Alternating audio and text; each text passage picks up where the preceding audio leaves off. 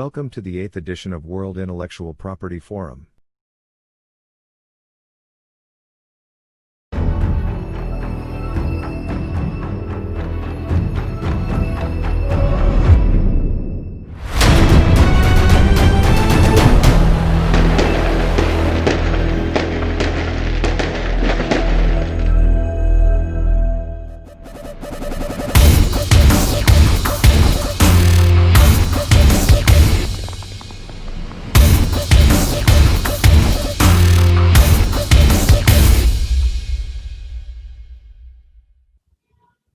Good morning, everybody.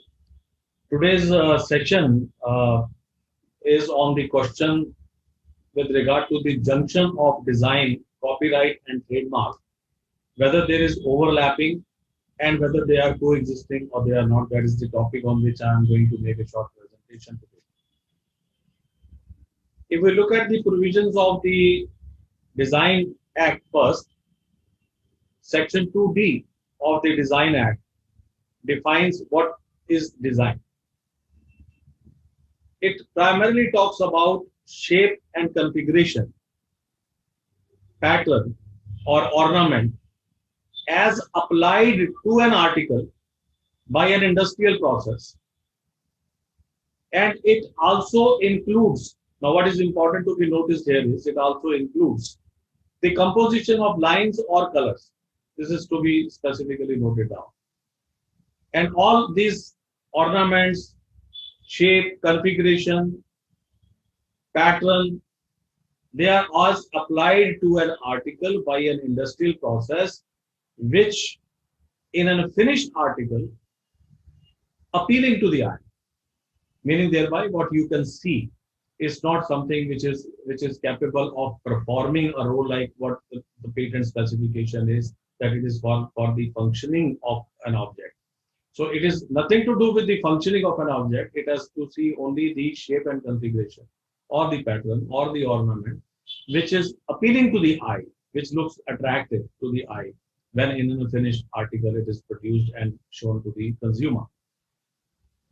What it excludes, specifically the definition excludes, is the trademark. This is what is defined as a trademark is excluded from the scope or ambit of the design law.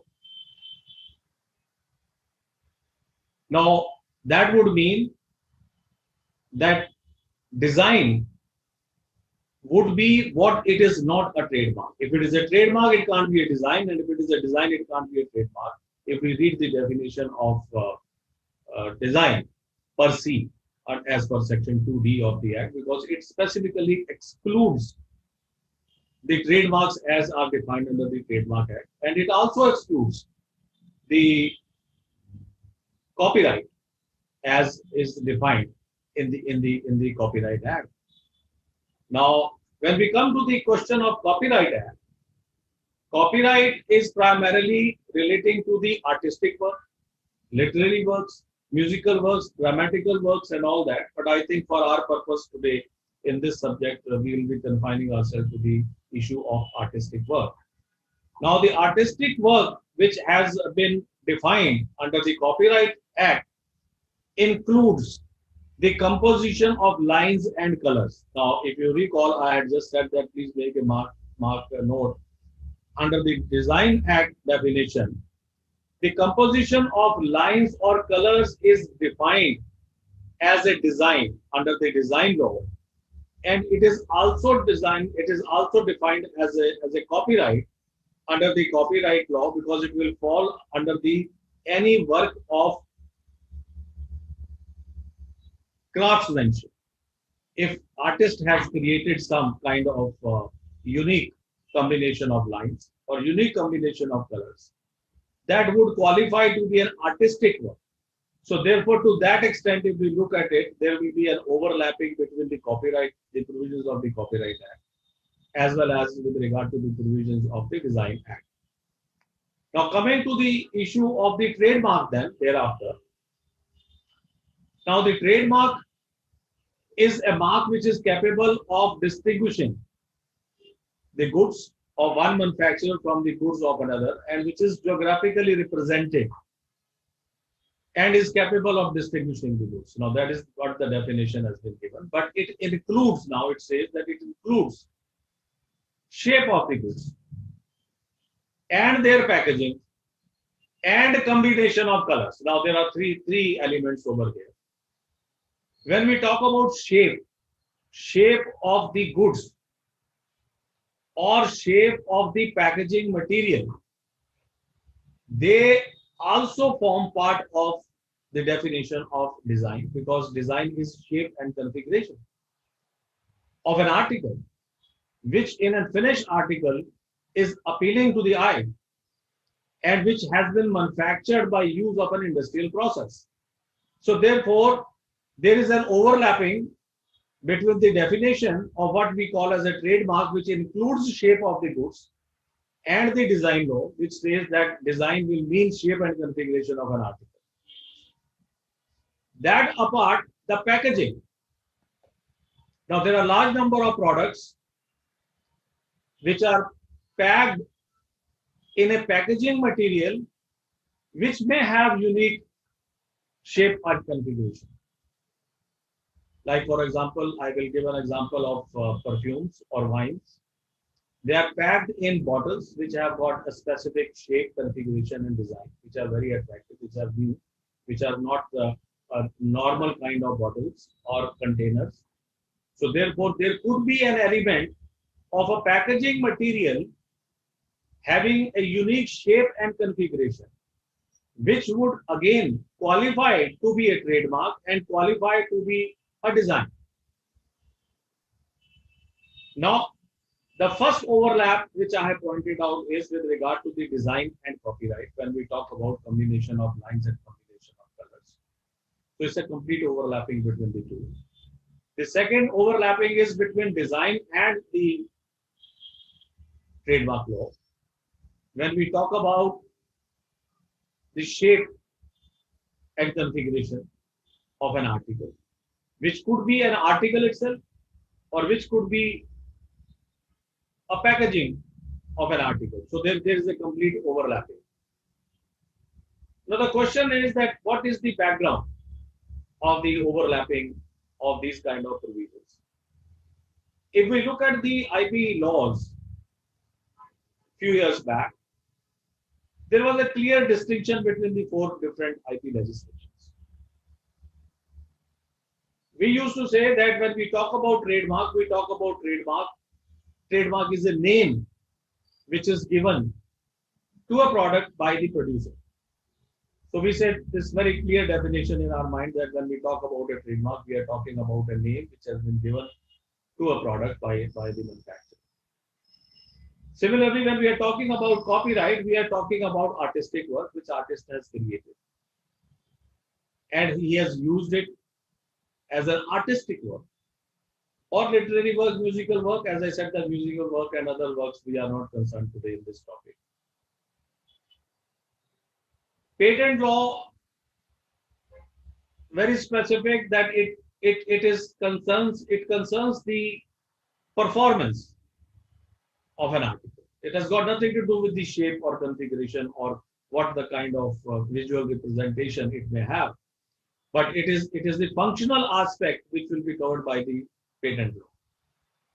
But of the same product, what you are producing by using your patented product, or like a patent, you have a patent in a particular product or a process in order to produce an article, and you produce an article, it gives it a very unique shape and configuration. When it gives it a shape and configuration which is unique, which is new, which is novel, which has never been known to the public earlier anywhere in the world, then it is new and novel design. And if it is a novel design, it is capable of being registered as a design. So there was a very, very clear distinction. There was no overlapping even in the definitions of design under the design law, copyright under the copyright law, trademark under the trademark law, and so on and so forth. So there was no overlapping. After liberalization of the economies and after coming into the international treaties and the Madrid Protocol, Paris Convention, PCT, and other treaties which have come into force. The legislations have been amended by the respective state governments so that they are in conformity with the international treaties and the commitments which the national governments have made to the international bodies with regard to their trade and business. Now, the idea behind this, which has been coming from the stakeholders, primarily from the stakeholders, is that if we look at the right which is given, each IP right has got a limitation. It will extinguish on one or the other day. To support that, what I will submit is that the design law will give you protection for a limited period of 15 years. After 15 years, that design, the shape, configuration, pattern, ornament, whatever it is, it will fall into public domain. And the meaning is that if it falls into public domain, it is free for anybody to use. Similarly, under the patent law, the right which is granted under the patent law, the monopoly which is granted under the patent law, that will also stand extinguished after a period of 20 years. So, day will come when that right will cease. The monopoly right will cease, and that patent or the design would fall in public domain, and that means it is open for use to the public. Copyright, though it gives a larger period of time for protection, but there is a life. So there is a life attached to each of the IP rights or the monopoly rights which are given or which used to be given.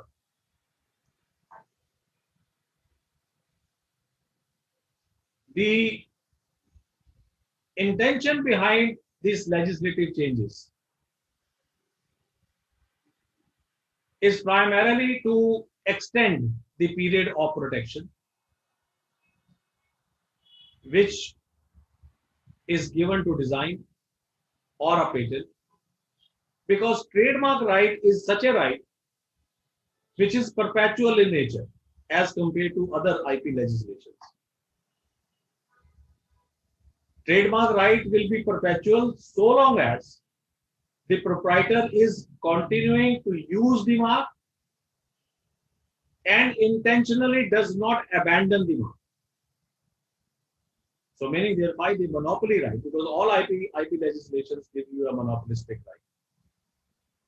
And in that monopolistic right, that the right which used to be curtailed after a particular period of time by statutory provisions of law, and that used to fall in public domain, by these amendments and by these overlappings, their terms are being extended perpetually.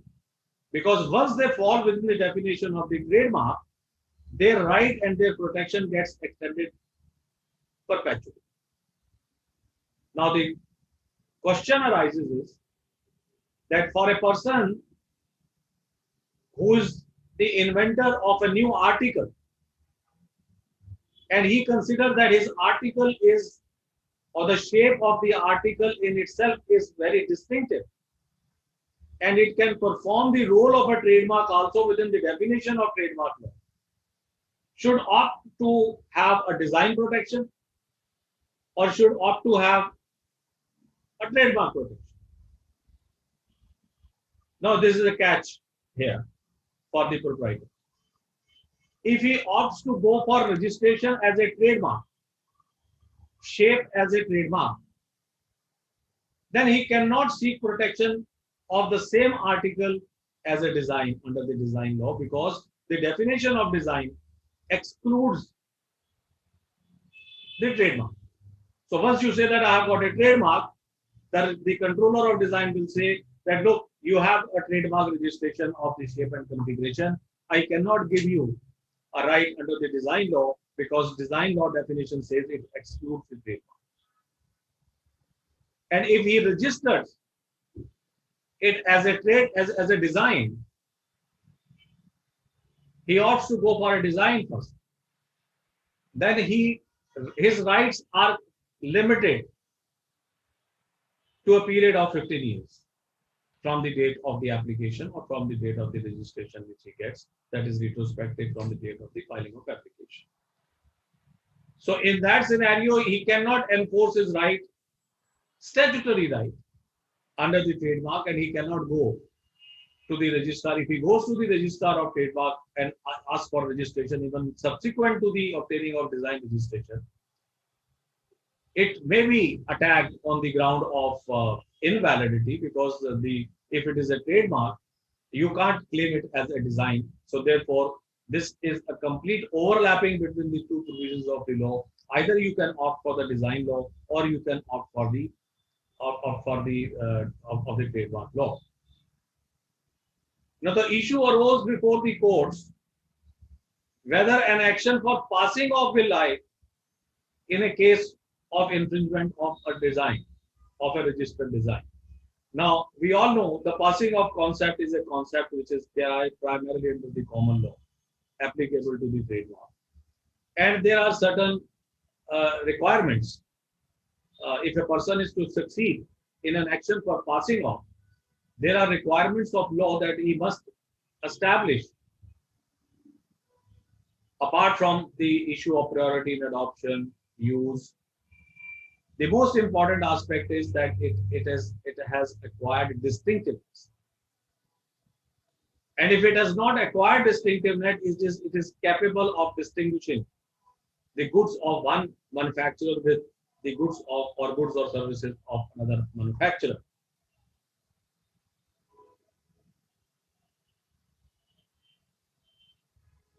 If we look at these provisions collectively, now if we look at all these overlappings, we find that the intention behind all these legislative changes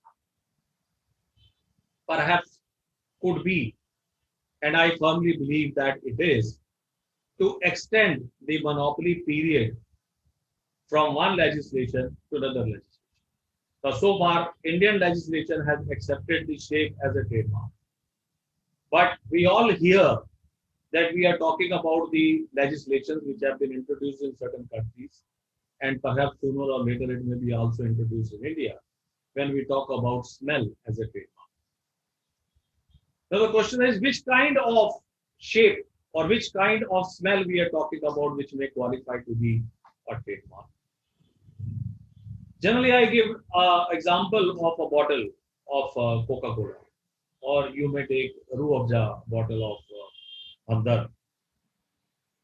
Supposing there is no mark appearing on the bottle, there is no label, there is no embossing of a mark on the label, and if the bottle is lying on your table, would you or would you not be able to identify that bottle with a particular manufacturer or source of manufacture? If you are able to identify the shape,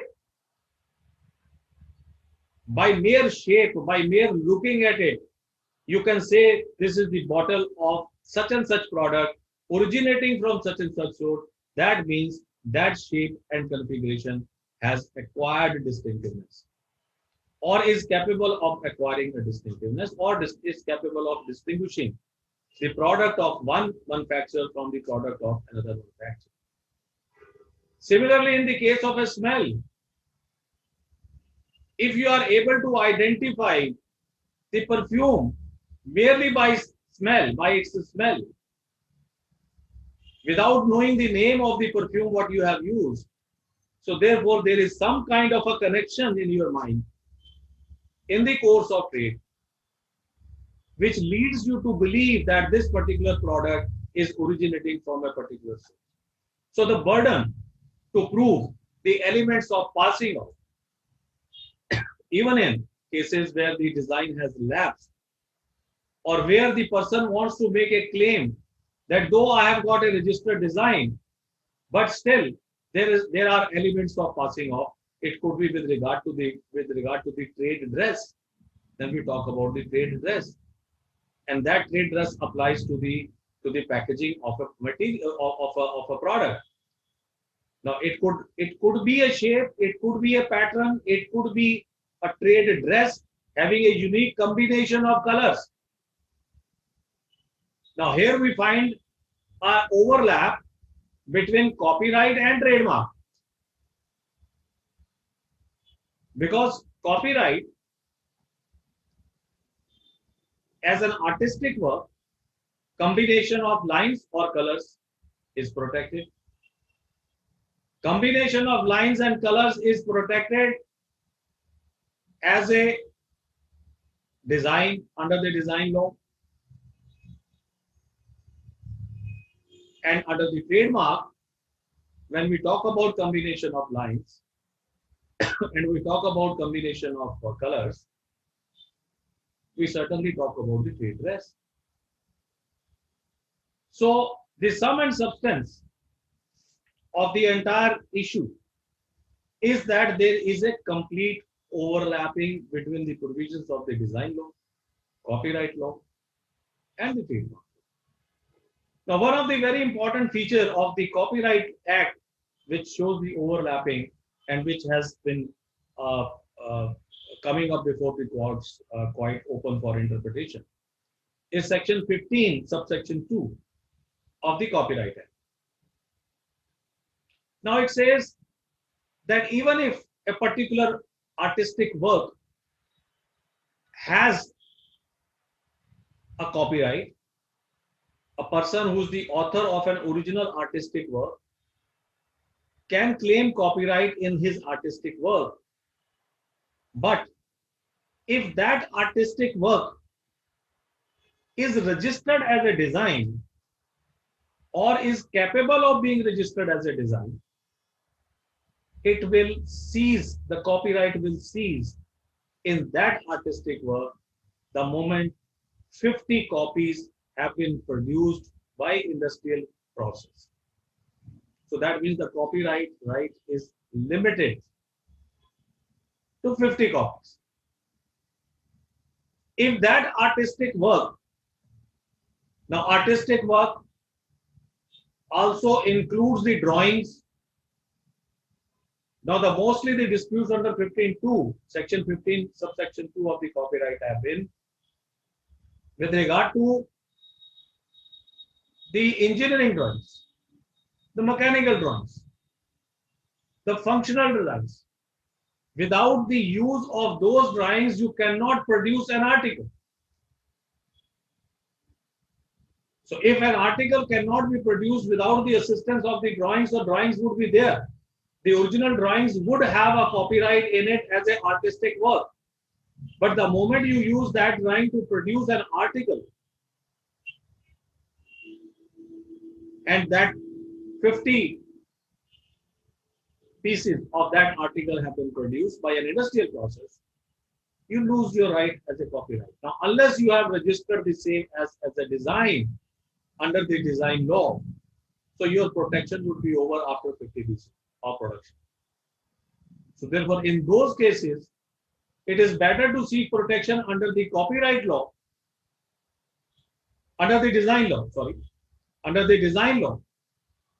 because ultimately these goods are manufactured industrially by application of an industrial process, and what is the shape and configuration or a pattern, what you see, is visible to the naked eye. It is appealing to the eye. So therefore, it is more a subject matter of a design. So therefore, you have to be very careful to select that what kind of a right you need to seek, under which legislation and at what period of time. That is very important. No doubt that there is an overlapping and all these provisions are coexisting. But they are coexisting because of legislation. Legislation is there. The courts are only meant to interpret the law. The courts are not legislating the law. The laws are legislated by the legislatures.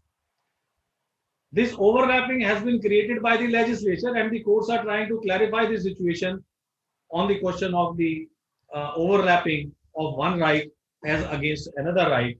So therefore, at the same time, it is necessary for the stakeholder to be very conscious about these kind of overlappings which are there in the different legislations of intellectual property rights, and to seek appropriate protection under the appropriate legislation for his product, for his name, for his copyright, for his trade dress, for his shape and configuration, and all that. With all this, a little bit of the submissions and the limited time which has been granted to me, I think I have been able to point out the overlapping as well as the uh, whether they are coexisting or they are not. They are of course overlapping. They are coexisting also, and I hope I have been able to uh, shortlist them in a shortest period of time.